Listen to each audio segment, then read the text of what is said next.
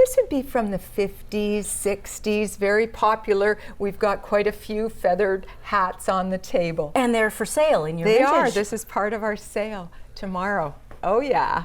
My mother loved hats, and I think that's why I have an affection for them too. Yeah. Tell me about how you got to love and get involved with the Costume Museum.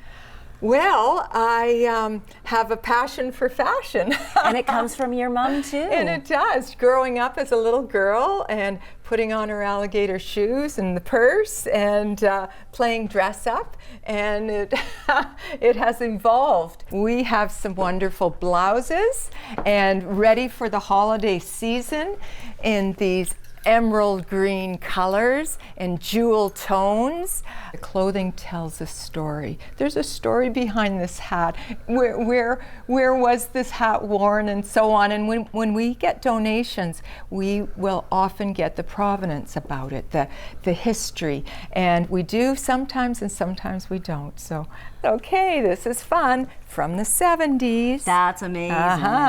All that detail.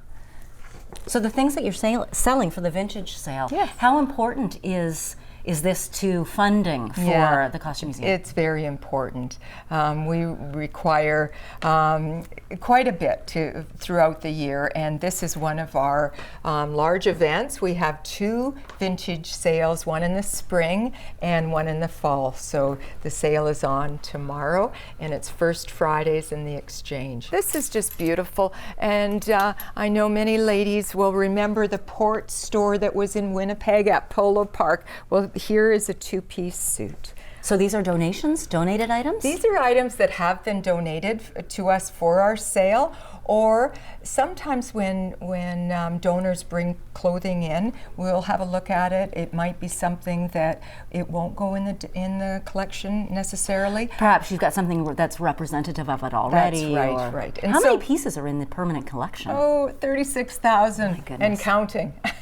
Wow. So we have to be fairly discreet what we take these days, and wedding dresses are the #1 that has been preserved in families for centuries, and we have a very large collection. So you're good for those. Yeah, we're pretty good for that. It's lovely, eh? And look at this.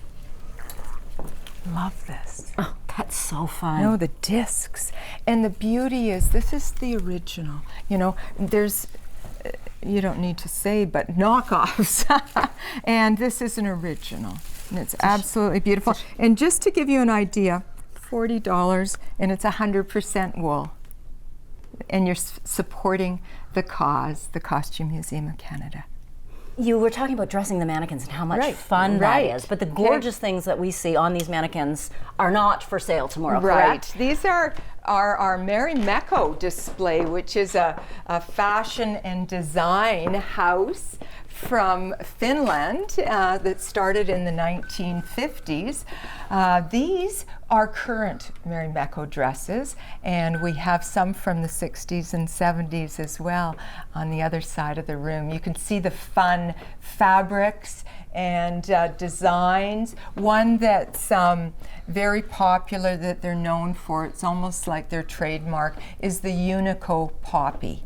Now they're producing this print in many colors. And Adidas, this is a branded Adidas, but with Mary Mecco. So they're doing a collaboration.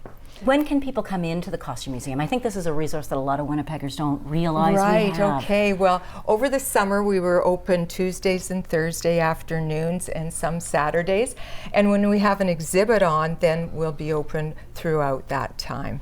So check the website. That's right, yeah. Andrea Brown, thank you so much. Oh, you're welcome. Welcome. Thank you, Janet.